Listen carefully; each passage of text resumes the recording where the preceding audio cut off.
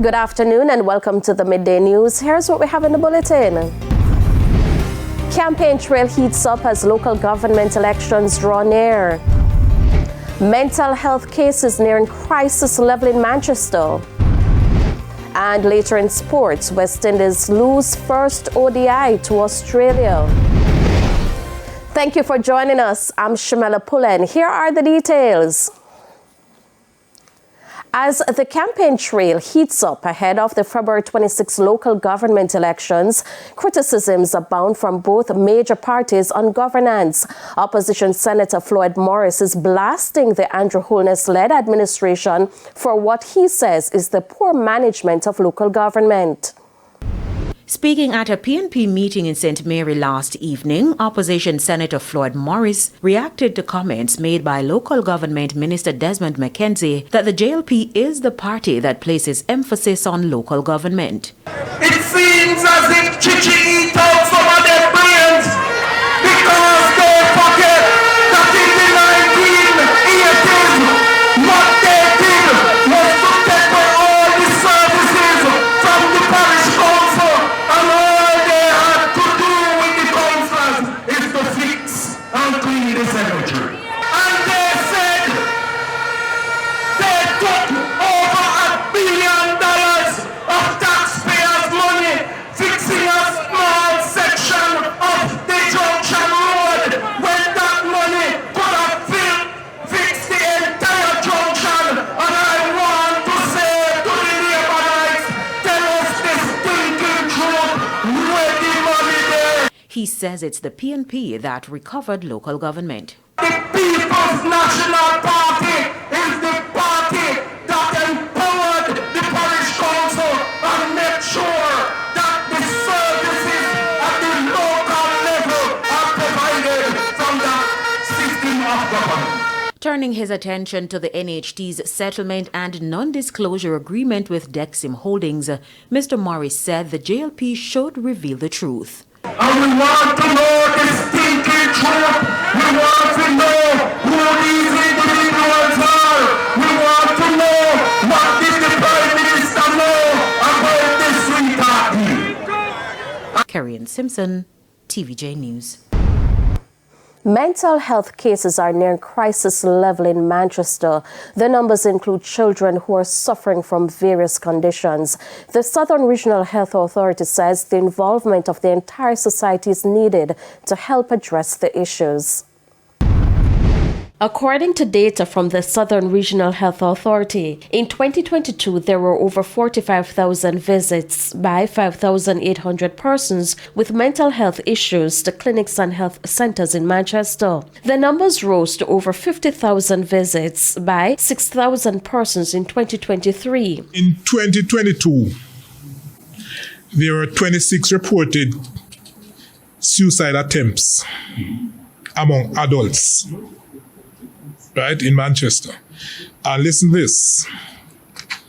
In 2023, there were 49, an increase of almost 90% of suicide attempts among adults in Manchester here. Children with mental health issues are also of major concern. Alarmingly, the numbers for our children are greater, as in 2022, we had 63 children who attempted suicide in Manchester. And listen, while in 2023, there were 195 reported attempts. So this is an over 200% increase in attempted suicide amongst children in the parish of Manchester. Mr. Ben says more men were also brought to the clinic and diagnosed with psychotic conditions when compared to females. So we have 249 males, and 93 females. So we have a ratio of 3 to 1, almost 3 to 1 of males who would have had the schizophrenia and psychotic conditions as against the females in Manchester. On the other hand, we have more women who are diagnosed with depressive disorders compared to men. So we have 190 females and 69 males.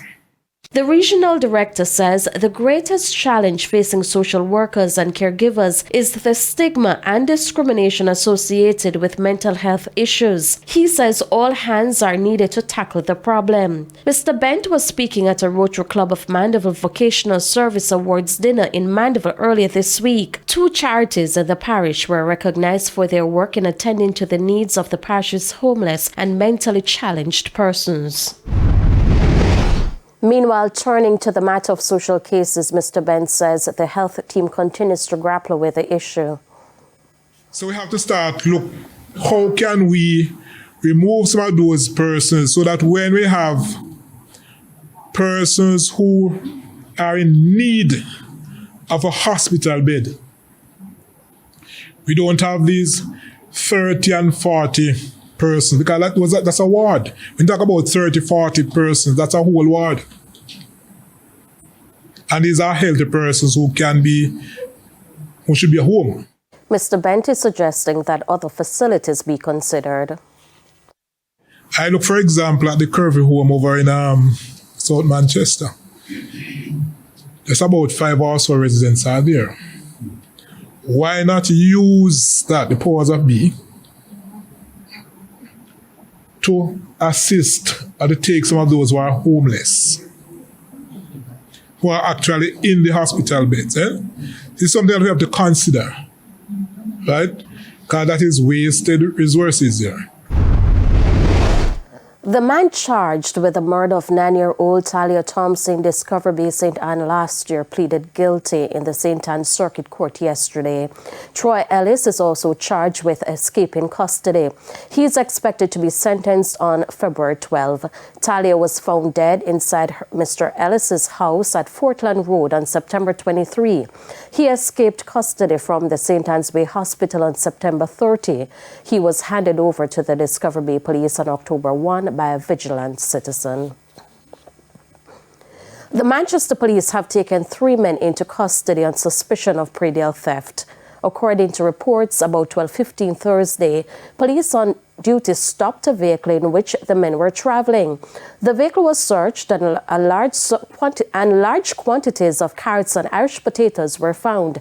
Deputy Superintendent in charge of operations, Colin Johnson, says the men could not give a proper account for the produce. And about 100 pounds of Irish potato.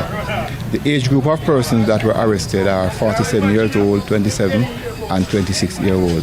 They will be charged for unlawful possession of agricultural produce and transporting agricultural produce without a receipt and being in possession of agricultural produce without a receipt. Also, an application will be made to the court for the forfeiture of a Honda Civic motor car which was seized.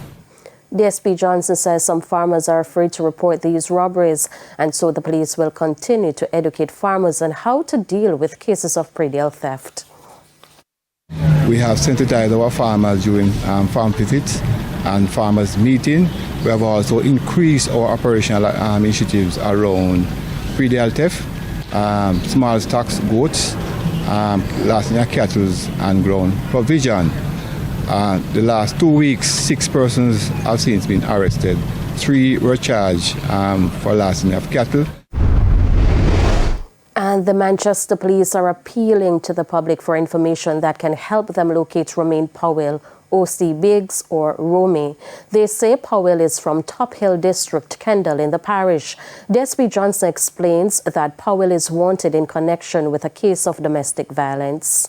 On the 27th of December 2023, there was a case of domestic violence occurred in Mandeville Police Bureau, where a man inflicted several wounds, knife and spouse and run.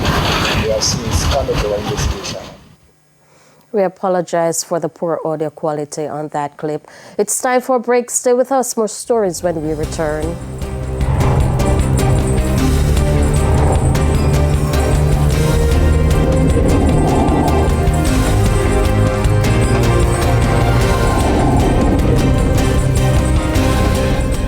Welcome back to the Midday News. Following emergency work to fix a major sewage leak in downtown Kingston, the Kingston and St. Andrew Municipal Corporation says it will not be business as usual going forward. Improper garbage disposal has been blamed for the blockage, and so vendors are now being warned against the practice. More in this report. An urgent appeal this afternoon for vendors in downtown Kingston to desist from disposing their garbage on the streets. It comes as several drains in the market district have been blocked. The caution comes as a 4-day emergency sewage works project in Coronation Market was being done.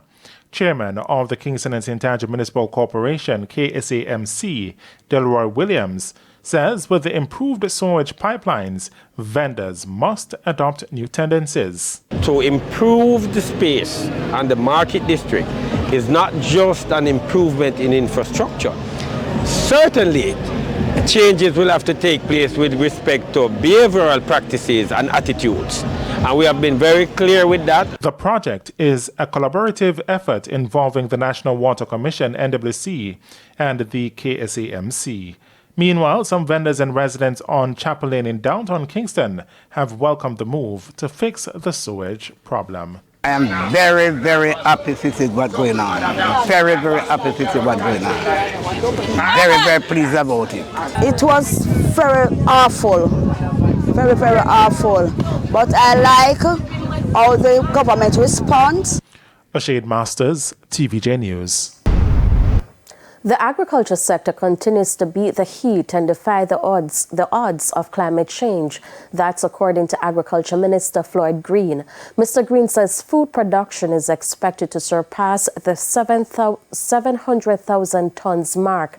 Jamila Maitland reports. Despite 2023 being the worst drought period in Jamaica's recent history, the Ministry of Agriculture says food production for the year is expected to be among the highest on record. This year, we estimate that we would have produced 779,254 tons of domestic production, making this year, despite the drought, the second highest level of production in the history of our country. In 2021, Jamaica produced over 700,000 tons of food, while in 2022, 840,000 tons, the highest ever. Agriculture Minister Floyd Green, during a press conference Wednesday, said things took a U-turn in the first 3 quarters of 2023 because of climate change. Food production dropped. For this quarter, however, the sector is rebounding. We saw 3 quarters of consecutive decline. We declined by 9.5% the first quarter of 2023, 11.5% in the second quarter of 2023, and 11.7% in the third quarter of 2023. We are now on the positive side, and we would have recorded from our preliminary estimates 288 tons of agricultural produce in the fourth quarter. The breadbasket St. Elizabeth has retained its title for producing the most food for the country, while Manchester and Trelawney coming in second and third respectively. Together, the 3 parishes accounted for almost 50% of Jamaica's food production. The minister also praised the onion farmers whose production went up by 86%. In the meantime, farmers in Heartland St. Catherine are expected to be added to the list of state beneficiaries. A dozen of them have been approved for land leases. Board last week approved 12 leases, and the rest will be going to the February meeting. So that's it. And the roadway to go out there, to which is a grave concern, they are in the process of dealing with that in terms of going through the approvals. Jamila Maitland, TVJ News. It's now time for the Business Minute. The International Monetary Fund, IMF, is warning against a sudden drop in interest rates in various countries. Chief economist at the IMF, Pierre-Olivier Gorenchas, says while inflation is easing, central banks around the world must critically assess the state of affairs. Monetary tightening worked through 2 additional channels. First, the rapid pace of tightening convinced people and companies that high inflation would not be allowed to take hold.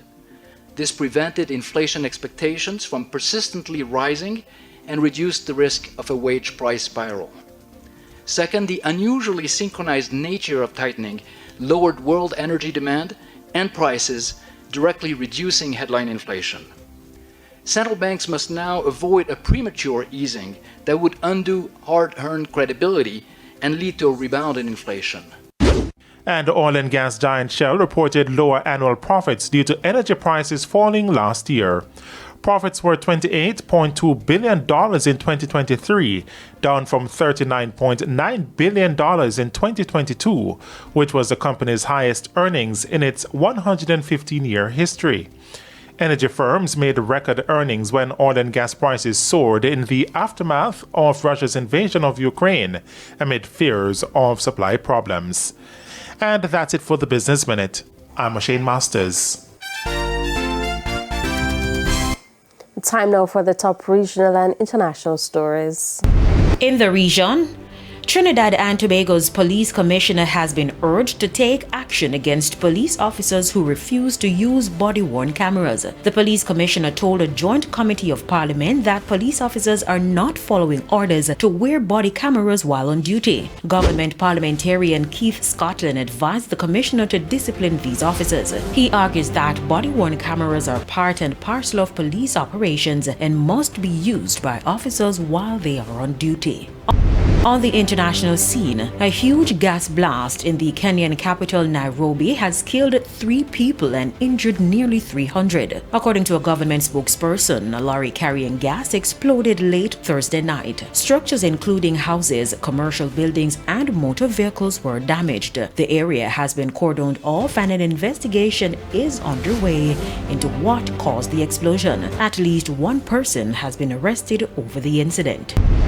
And the U.S. has approved plans for a series of strikes on Iranian targets in Syria and Iraq. Officials say the strikes will take place over a number of days and that weather conditions will likely dictate when they are launched. It comes after a drone attack killed 3 U.S. soldiers in Jordan, close to the Syrian border on Sunday. The U.S. blamed an Iranian-backed militia group for that attack. And those are the top regional and international stories. I'm Carrie Simpson. We head to a quick break. When we come back, we'll have your midday sports report with Jermaine Brown.